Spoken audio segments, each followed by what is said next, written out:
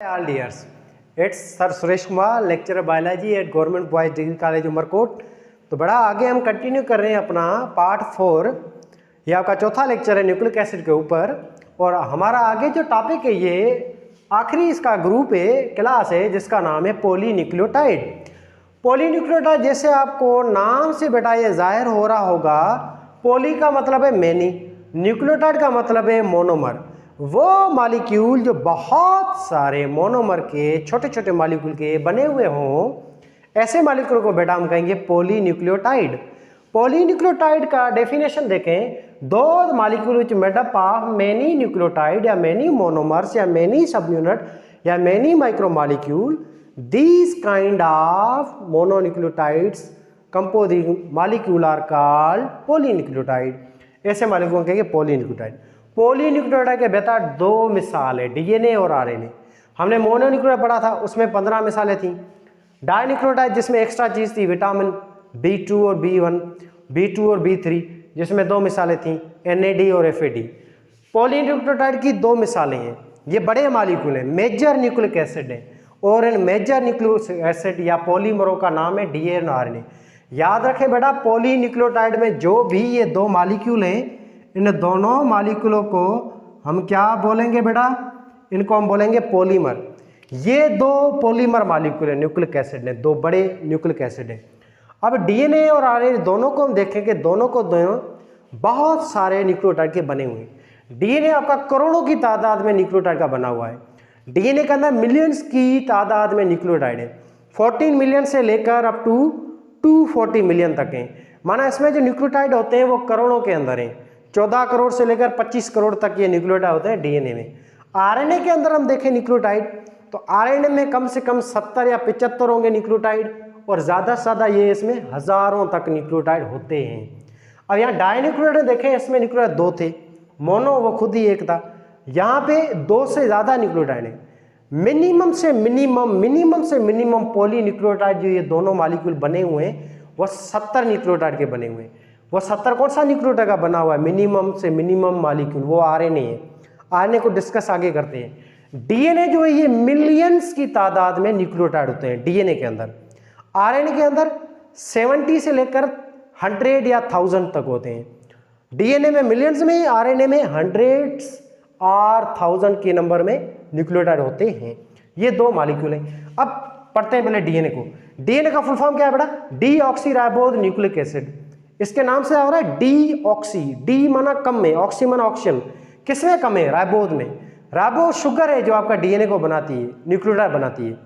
इस शुगर के अंदर एक ऑक्सीजन कम होती है, कार्बन नंबर 2 होगा ना राइबोज शुगर का, वहां पे एक ऑक्सीजन कम है। तो ऐसे इसका ये फुल फॉर्म बन गया डीऑक्सीराइबोज। न्यूक्लिक का मतलब है कि ये मॉलिक्यूल न्यूक्लियस में होता है, क्योंकि ये पहले डिस्कवरी भी न्यूक्लियस में हुआ था।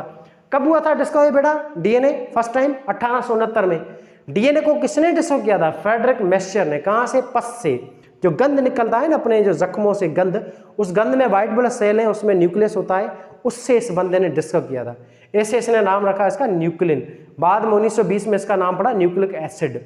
तो न्यूक्लिक एसिड का मतलब है, ये न्यूक्लिक का मतलब न्यूक्लियस में एसिड क्यों? क्योंकि डीएनए में फास्फोरिक एसिड भी मौजूद होता है। ऐसे इसके फुल फॉर्म में पूरी कहानी बयां हो रही है कि डीएनए क्या है। डीऑक्सीराइबोज है, माना राइबोज शुगर है, इसमें ऑक्सीजन कम है, और ये न्यूक्लियस में पाया जाता है, फास्फोरिक एसिड भी मौजूद है। और ये क्या है? जेनेटिक मटेरियल है, हेरिडिटी मटेरियल है। जेनेटिक मटेरियल या हेरिडिटी मटेरियल बेटा वो जिसमें जीन्स हो, जो हेरिडिटी करे, इनहेरिटेंस करे, ट्रांसफर करे कैरेक्टर। आप जो पैदा हुए हैं, आपकी बॉडी जो बनी हुई है, उसको बनाने वाला डीएनए है, उसको बनवाने वाला या उसको कंट्रोल करने वाला सेल की हर एक एक्टिविटी को वो डीएनए है। डीएनए को हम कमांडर कहेंगे सेल का। सेल में जो भी एक्टिविटी हो रही है उन सब को कंट्रोल करने वाला डीएनए है। बॉस है ये, बॉस, बिग बॉस है ये। डीएनए को हम कहते हैं दूसरे लफ्जों में molecule of life. Building block का लाइफ प्रोटीन है। ज्यादातर बॉडी में जो चीजें बनी हुई है बेटा वो प्रोटीन की है, पर लाइफ को पैदा करने वाला, जिंदगी को पैदा करने वाला मॉलिक्यूल है तो वो कौन है? डीएनए। अगर सवाल आ जाए which are the following molecule जो है वो स्टार्ट करते हैं स्टार लाइफ, ऑप्शन हो आपके protein, lipid, carbon, nucleic acid, तो टिक करना न्यूक्लिक एसिड। फिर ऐसे ऑप्शन आ जाए तो मॉलिक्यूल जो कौन से हैं जो लाइफ को स्टार्ट करते हैं, इनहेरिटेंस करते हैं, आपका ऑप्शन हो मोनो, डाई, पॉली, तो करना टिक पॉली। अगर इसमें भी ऑप्शन हो आरएनए या डीएनए तो आपको टिक करना है आरएनए पे। तो डीएनए क्या है, ये वो चीज़ है जिससे हम पैदा होते हैं। डीएनए जो आपका ये जो गैमेट्स होते हैं, जैसे मर्द जो उसमें गैमेट होता है, स्पर्म औरत का गैमेट होता है एग, हैप्लॉइड सेल, ये दोनों जब मिलेंगे तो इसमें क्या होता है डीएनए। आप जो है माँ बाप से पैदा हुए, आपकी माँ ने क्या दिया है आपको, उसका अंडा था, एक गैमेट था, फादर का स्पर्म था, वो दोनों आपस में मिले, उनमें दोनों में क्या था, डीएनए ही था। इस डीएनए ने आपको बनाया। ये 1 से 2 सेल हुए, जायगोट, जायगोट फिर बढ़ता गया, ऐसे आप बन गए, सिंपल। क्लियर है बात ये? तो इसको मॉलिक्यूलर लाइफ कहेंगे। डीएनए क्या है, ये सारी चीजें बेटा, डीएनए पॉलीमर है, ये मौजूद है न्यूक्लियस के अंदर, आप यूकेरियोटिक सेल में। साइटोप्लाज्म ये कहाँ पाया जाता है, उसके साइटोप्लाज्म में, प्रोकैरियोटिक सेल के अंदर। प्रोकैरियोटिक सेल उसमें ये डीएनए होता है साइटोप्लाज्म में, क्योंकि न्यूक्लियस में उसमें एब्सेंट है। यूकेरियोटिक सेल जो है उसमें ये न्यूक्लियस पाया जाता है, न्यूक्लियस के अंदर। ऐसे आगे देखें, मौजूद हर जगह पे डीएनए, इवन वायरस में भी मौजूद है। कुछ वायरस में डीएनए है तो आरएनए नहीं है, आरएनए है तो डीएनए नहीं है। डीएनए फंडामेंटल मॉलिक्यूल है, हर जानदार में होता है, each and every living organism. फिर किसी में 1 होता है, किसी में 2, किसी में 4, कम से कम 1 होता है डीएनए बैक्टीरिया के अंदर। बैक्टीरिया के सेल सारे हैप्लॉइड होते हैं। प्रोकैरियोटिक जानदार जो उसमें डीएनए 1 ही होता है। यूकेरियोटिक जानदार उसमें मिनिमम से मिनिमम डीएनए 2 होते हैं, मैक्सिमम से हजारों होते हैं। जैसे कुछ मिसाल है, 2 डीएनए पैरामीशियम के अंदर है और ज़्यादा से ज़्यादा 1000 तक होते हैं आपके सिंपल कुछ प्लांट्स के अंदर, फंड्स वगैरह इनमें। फिर आगे देखें हम तो 1851 में इसकी हिस्ट्री देखें, एरविन चरगाफ, ये वो बंदा था जिसने डीएनए के अंदर एक चीज़ को डिस्कवर किया था, उसका नाम है नाइट्रोजन बेस। इसने कहा था कि नाइट्रोजन बेस जो है उसमें 89 हमेशा बराबर होगा, उसकी आबादी थायमिन के बराबर होगी। साइटोसाइन जो नाइट्रोजन बेस है वो बराबर होगा ग्वानिन के। ये बताया था चरगाफ ने। 89 इक्वल टू थायमिन और साइटोसाइन इक्वल टू ग्वानिन, या ग्वानिन इक्वल टू साइटोसिन, या थायमिन इक्वल टू एडिनिन। ये चरगाफ रूल है। फिर 1953 में वाटसन और क्रिक आए। वाटसन और क्रिक ने इनको फॉलो किया। ये 2 साइंटिस्ट हैं, विल्कन्स, मैरिस मिल्कन और रोशना फ्रैंकलिन। इन 2 साइंटिस्टों ने बेटा एक्सरे डिफ्रैक्शन के जरिए डिस्कवर की थी डीएनए की स्ट्रक्चर को। इन्होंने कहा था कि डीएनए जो है डबल हेलिकल है, 2 धागों का बना हुआ है, और डीएनए जो है ये पॉलीन्यूक्लियोटाइड है, और डीएनए के अंदर लेंथ होती है बीच में 20 जो है आपके एंगस्ट्रॉन होती है, या 2 नैनोमीटर है, और ट्रन जो होता है वो होता है 34 एंगस्ट्रॉन के ऊपर। ये बताने वाले ये 2 साइंटिस्ट थे। फिर उन्होंने फर्दर ऐसा काम किया नहीं। इन्होंने ये डाटा, ये टेक्निक सारी प्रोवाइड की थी वाटसन और क्रिक को। वाटसन और क्रिक ने इन बंदों की रिसर्च को आगे कंटिन्यू किया, और इन्होंने एक माना दुनिया में बायोलॉजी में बड़ा नाम कमाया। इसको फिर नोबेल प्राइज भी बाद में दिया गया है, वाटसन और क्रिक दोनों ने। तो आगे वाटसन और जो क्रिक थे, इसमें से इन्होंने दोनों ने इस टेक्निक के जरिए, एक्सरे डिफ्रैक्शन के जरिए, इन्होंने 1953 में मजीद काम किया था डीएनए के ऊपर, और इन्होंने दिया डीएनए मॉडल। डीएनए मॉडल जो दिया वो किसने दिया, वाटसन और क्रिक ने। कौन सी टेक्नोलॉजी के जरिए, एक्सरे डिफ्रैक्शन के जरिए। कब दिया, 1953 में। ये साल आपको दोनों साल याद करने, 1869 और 1953। अब डीएनए मॉडल क्या करता है, यही कि बेटा डीएनए डबल हेलिकल है। डीएनए में देखें ये 2 धागे हैं, 2, ये 2 धागे नजर आ रहे हैं ये। तो ये मॉडल क्या कहता है, डीएनए जो है उसमें 2 धागे हैं, 2 हेलिक्स हैं, और ये दोनों धागे एक दूसरे की कॉम्प्लीमेंट्री हैं। ये दोनों ही धागे जो है एक दूसरे के क्या होते हैं, अपोजिट होते हैं। ये धागा ऐसे अपवर्ड जा रहा है तो दूसरा धागा इसके डाउनवर्ड होगा, एक दूसरे की कॉम्प्लीमेंट्री अपोजिट होंगे। जैसे देखें बेटा ये धागा है, मैं 5, ये धागा है 5 to 3 प्राइम, तो ये होगा 3 to 5 होगा। ऐसे ये धागा क्या होगा, एक दूसरे के अपोजिट होगा। ऐसे हो गए धागे, सिंपल। अब देखें ये इसमें न्यूक्लियोटाइड है, ये एक राइबो शुगर है, उस पर ये नाइट्रोजन बेस है सारे के सारे। अब इस शुगर को देखें, इसका ये कार्बन 5 है, ये कार्बन 3 है, ये दोनों एक दूसरे करीब है, तो इनके बीच में ये बांड बन जाएगा, कार्बन 3 और 5 के बीच में। कार्बन 3 और 5 के बीच में बांड बना, इस बांड को कहेंगे फास्फोडाइस्टर बांड। फास्फोडाइस्टर बांड के जरिए बेटा ये न्यूक्लियोटाइड आपस में देखे मिल रहे हैं। ये न्यूक्लियोटाइड है, ये आपस में मिले हुए हैं, ये बीच में बांड है, ये इस बांड का नाम है फास्फोडाइस्टर बांड। फास्फोडाइस्टर बांड वो बांड है जो एक धागा बनाता है, हेलिक्स बनाता है। फास्फोडाइस्टर बांड के जरिए ये एक हेलिक्स बनेगा, इससे दूसरा हेलिक्स भी फास्फोडाइस्टर बांड के जरिए ही बनेगा। अब ये जो धागा है इसमें न्यूक्लियोटाइड सीधे होंगे, जिसको हम क्या कहेंगे, 3 to 5 प्राइम। ये 3 to 5 प्राइम है, इसमें न्यूक्लियोटाइड जो यूँ सीधे होंगे, ये यूँ अपवर्ड यूँ जाते होंगे।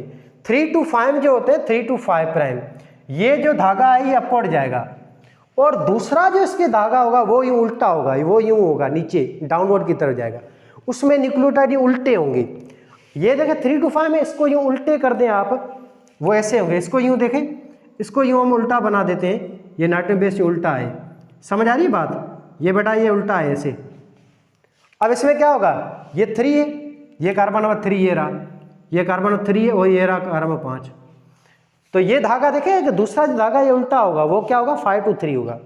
ऊपर वाला 3 to 5 है, नीचे वाला होगा 5 to 3। तो ये है 3 to 5, ये आ रहा है आपका ऐसे अपवर्ड जा रहा है, और ये 5 to 3 है, ये उल्टा होता है ऐसे, ये डाउनवर्ड आ रहा है। तो इसमें धागे कॉम्प्लीमेंट्री एक दूसरे अपवर्ड है, 5 to 3 पर में वो डाउनवर्ड आता है, 3 to 5 में वो यूँ अपवर्ड जाता है ऐसे, जैसे ये अपवर्ड जा रहा है। तो ये दोनों धागे एक दूसरे क्या है, कॉम्प्लीमेंट्री है अपोजिट डायरेक्शन में, एंटी पैरेलल होते हैं। ये बताने वाला कौन है, वाटसन और किर्क। ऐसे ही बेटा डबल स्टैंडर्ड है, डीएनए 2 धागों में बना हुआ है, और ये डीएनए के अंदर जो न्यूक्लियोटाइड 140 मिलियन होते हैं, ये आपके बुक्स में लिखा हुआ है 140 मिलियन। और ये डीएनए जो है बेटा, इसकी विड्थ कितनी होती है दोनों धागों के बीच में, 2 नैनोमीटर या 20 एंगस्ट्रॉन। ये डीएनए के दोनों जो धागे हैं, इनके बीच में जो डिस्टेंस होता है या विड्थ है या जो डिस्टेंस है या साइज है, वो कितनी है, वो होता है डिस्टेंस 2 नैनोमीटर या 20 एंगस्ट्रॉन। और ये जो डीएनए में ट्रन आ रहा है, ये ट्रन जो आ रहा है, इस पूरे ट्रन का जो डिस्टेंस बनता है वो बनता है बेटा 34 एंगस्ट्रॉन। ट्रन जो है उसका ट्रन का पूरा डिस्टेंस है 34 एंगस्ट्रॉन। ऐसे ही हर एक जो ट्रन आता है उस ट्रन में न्यूक्लियोटाइड होते हैं 10। ये फिगर में 3 बने हुए, असल में यहाँ पे यूँ 10 होते हैं न्यूक्लियोटाइड। हर एक न्यूक्लियोटाइड जो है, ईच न्यूक्लियोटाइड, हर एक न्यूक्लियोटाइड में कितना फासला होगा, ये यहाँ से यहाँ ये फास्फोरेट बॉन्ड है, ये जो फासला है ये कितना है 3.4 एंगस्ट्रॉन या 0.34 नैनोमीटर। अब आगे देखें, इन्होंने वाटसन और किर्क ने और ज़्यादा जो है हमें सेटिस्फाई किया, या उसने वो डिस्कस किया चरगाफ रूल को भी दोबारा। इन्होंने कहा दोबारा कि एडिनिन बराबर होता है थायमिन के, साइटोसिन बराबर है ग्वानिन के। इन्होंने कहा जितने एडिनिन होंगे उतनी थायमिन होंगे। तो चरगाफ की बात भी यहाँ पे दोबारा क्या हो रही है, सच साबित हो रही है। वाटसन और किर्क ने सच साबित की। ऐसे ही इन्होंने कहा कि एडिनिन डबल बॉन्ड बनाएगा थायमिन के साथ, साइटोसिन ट्रिपल बॉन्ड बनाएगा ग्वानिन के साथ, और ये कौन सा बॉन्ड होगा, हाइड्रोजन बॉन्ड। देखे बेटा, ये एडिनिन है तो सामने हमेशा क्या होगा, दूसरे धागे में थायमिन होगा, और एडिनिन और थायमिन आपस में मिले हुए होंगे bye double hydrogen bond. Cytosine और ग्वानिन जो है ये एक दूसरे के अपोज होंगे, अपोज धागों में, और ये आपस में बीच में जुड़े होंगे bye triple hydrogen bond. Hydrogen bond के जरिए ये दोनों धागे आपस में जुड़े हुए हैं। डीएनए डबल हेलिक्स इस वजह से है क्योंकि हाइड्रोजन बॉन्ड की वजह से है। अगर हाइड्रोजन बॉन्ड को यूं काट दे तो क्या होगा, ये डीएनए सिंगल हेलिक्स हो जाएगा, अलग अलग एक एक धागा यूं हो जाएगा, और एक एक धागे को हम क्या बुलाएंगे, फिर आरएनए कहेंगे। आरएनए में डीएनए में यही तो फर्क है कि आरएनए में यूरासिल है, और यूरासिल के अंदर कोई ऐसा फ्री चीज़ है ही नहीं जो सामने चलकर किसी और नाइट्रोजन बेस के साथ हाइड्रोजन बॉन्ड बनाए। यही रीज़न है कि आरएनए में हाइड्रोजन बॉन्ड एब्सेंट है, वो डबल हेलिक्स नहीं है। डीएनए में ये पूल इसके बहुत सारे खाली होते हैं, यहाँ पे जो है 2 कार्बन के खाली, यहाँ पे 3 है, ऐसे triple hydrogen bond double hydrogen बनते हैं, जिसके नतीजे दोनों धागे यूँ रैप होते जाते हैं। तो इसमें जो क्वालिंग हो रही है डीएनए में, ऐसे क्वालिंग हो रही है, ऐसे ये डीएनए के धागे यूँ जुड़ते जाते हैं, ऐसे रैपिंग होती जाती है, ऐसे यूँ रैपिंग होती जाती है धागों की। ये रैपिंग होती है हाइड्रोजन बॉन्ड की वजह से। डीएनए डबल हेलिकल भी है, क्वाइल्ड भी है। डबल हेलिकल के पीछे भी रीजन हाइड्रोजन बॉन्ड है, क्वाइलिंग के पीछे भी इसके रीजन हाइड्रोजन बॉन्ड है। हाइड्रोजन बॉन्ड की वजह से दोनों धागे जुड़े हुए हैं। हाइड्रोजन बॉन्ड एडेनिन थायमिन के बीच में डबल होता है, और आपके साइटोसिन ग्वानिन के बीच में ट्रिपल हाइड्रोजन बॉन्ड है। ये बातें बताने वाला है डीएनए मॉडल या वाटसन और किर्क। आगे देखें, no restriction of nucleotide sequence in DNA. DNA के अंदर जो है no restriction of sequence of nucleotide. ऐसा नहीं है कि जैसे मिसाल है बेटा, यहाँ पे एडिनिन आया तो फिर साइटोसिन आए, थायमिन आए, एडिनिन, नहीं। ये शुरुआती न्यूक्लियोटाइड 10 एडिनिन भी हो सकते हैं, 10 ग्वानिन भी हो सकते हैं, या शुरुआती थायमिन भी हो सकता है, फिर एडिनिन आए, एडिनिन, ऐसे लाखों एडिनिन आ सकते हैं। ऐसे आपके थायमिन 15 भी आ सकते हैं, 20 भी आ सकते हैं एक दूसरे के या एक दूसरे के पीछे। कोई रिस्ट्रक्शन वो चीज़ नहीं है, ये यूनिक प्रॉपर्टी है। इन 4 डिफरेंट नाइट्रोजन बेस के जरिए पता नहीं कितनी बेस पेयर बनते हैं, पता नहीं कितनी अल्फ़ाबेट। आप देखें मैथ में सिर्फ 10 लेटर है ना, 1 2 3 2 0 9 फिर 0, उसमें आप कितनी वैल्यू बना सकते हैं, कभी भी वो रिपीट नहीं होगी। ऐसे ये 4 न्यूक्लियोटाइड है, एडेनिन, ग्वानिन, साइटोसिन, थायमिन, जो डीएनए मौजूद है, यूरासिल एब्सेंट है डीएनए में। ये 4 न्यूक्लियोटाइड में पता नहीं कितने बेस पेयर बनते हैं। जैसे हम बात करें हमारी जो ह्यूमन बॉडी उसमें 46 डीएनए है, उस 46 डीएनए का बेटा ये बेस पेयर जो बनता है वो है 3.2 बिलियन। 3.2 बिलियन बेस पेयर होते हैं अपने ओवरऑल जीनोम या जेनेटिक मटेरियल में। ये वाटसन और क्रिक ने नहीं बताया था, ये ह्यूमन जीनोम प्रोजेक्ट में वहाँ पे डिस्कवरी हुई थी, ठीक है ना। ये 1990 में प्रोजेक्ट हुआ था, ये एक अलग टॉपिक है, ये डीएनए के साथ हम पढ़ रहे हैं। आगे देखें बेटा, अपराइट होता है डीएनए में, क्या होता है अपराइट। अपराइट बेटा किसको कहते हैं, अपराइट का मतलब है शुगर और फास्फेट। ये आपको दिखाई दे रहा है, ये शुगर और फास्फेट ये डीएनए का एक्सटर्नल पार्ट है, आउटर पार्ट है। डीएनए के बेटा आउटर पार्ट को कहेंगे अपराइट। ये आपका फास्फोरिक एसिड है और ये नाइट्रोजन बेस है, ये डीएनए की साइडें होती हैं, ये आउटर पार्ट है डीएनए के धागों का। समझ आ रही बात, डीएनए के आउटर पार्ट को कहेंगे अपराइट। अपराइट बना हुआ दो चीजों का, शुगर का और फास्फेट का। ऐसे होता है डीएनए में रंक्स। रंक्स का मतलब है इंटरनल पार्ट ऑफ डीएनए, ये इंटरनल पार्ट है डीएनए का, सेंट्रल पार्ट। और इसमें क्या होता है इंटर पार्ट में पेयर्ड नाइट्रोजन बेस होते हैं। ये देखिए नाइट्रोजन बेस आपस में नजर आ रहे हैं, थायमिन का जोड़ा सामने एडेनिन के साथ, साइटोसिन का गुआनिन के साथ, तो इसको हम कहेंगे रंक्स। रंक्स का मतलब है पेयर्ड नाइट्रोजनस बेस या इंटरनल रीजन ऑफ डीएनए। ऐसे ही आगे डीएनए जो होता है बेटा उसमें small segment called gene. DNA के अंदर 1000 न्यूक्लियोटाइड अगर आरएनए बनाएंगे तो 1000 न्यूक्लियोटाइड को हम कहेंगे एक सेगमेंट है या जीन है, जो फंक्शनल है बेसिक यूनिट है आपके ओवरऑल इनहेरिटेंस का या जेनेटिक्स का। आगे देखें, इससे डीएनए के अंदर फास्फोडाइस्टर बॉन्ड है जिसके धागा बनता है, धागों के बीच में जोड़ने वाला हाइड्रोजन बॉन्ड है। ऐसे डीएनए के अंदर शुगर है जिसका नाम है डीऑक्सीराइबो शुगर, जिसका फार्मूला है C5H10O4। इसमें एक ऑक्सीजन कम होता है कार्बन नंबर 2 पे। आगे डीएनए का जो न्यूक्लियोटाइड है बेटा उसमें याद रखें क्या होगा, फास्फोरिक एसिड होगा कार्बन नंबर 5 पे, और इसमें 4 नाइट्रोजन बेस होंगे, होगा कोई अटैच है मगर 4 किस्म के, adenine, guanine, cytosine, thymine, uracil absent है। दूसरा होगा इसमें फास्फोरिक एसिड। ये 3 मेन चीज़ें हैं जो आपके डीएनए का क्या बनाएंगी, न्यूक्लियोटाइड बनाएगी। तो ये सारा था डीएनए के बारे में। अब डीएनए जो है ये आपका बड़ा कंट्रोलर है, पूरे सेल को कंट्रोल करता है by the help of RNA. DNA he RNA को बनाता है, इस प्रोसेस को ट्रांसक्रिप्शन कहेंगे। फिर आरएनए जाके आगे राइबोसोम से एंजाइम बनाएगा, फिर एंजाइम वो सेल की एक्टिविटी कंट्रोल करता है। ऐसे आपका डीएनए एंजाइम की मदद से पूरे सेल को कंट्रोल करता है। एंजाइम ही वो चीज़ें हैं जो हर काम करते हैं, और एंजाइमों को बनाने वाला डीएनए खुद है। किसकी मदद से एंजाइम बनाता है डीएनए, राइबोसोम के जरिए। एंजाइम प्रोटीन है, वो प्रोटीन राइबोसोम बनाता है। राइबोसोम कैसे एंजाइम बनेगा, जब उसको हुक्म मिलेगा आरएनए से। ये चीज़ हम आगे नेक्स्ट लेक्चर में डिस्कस करेंगे।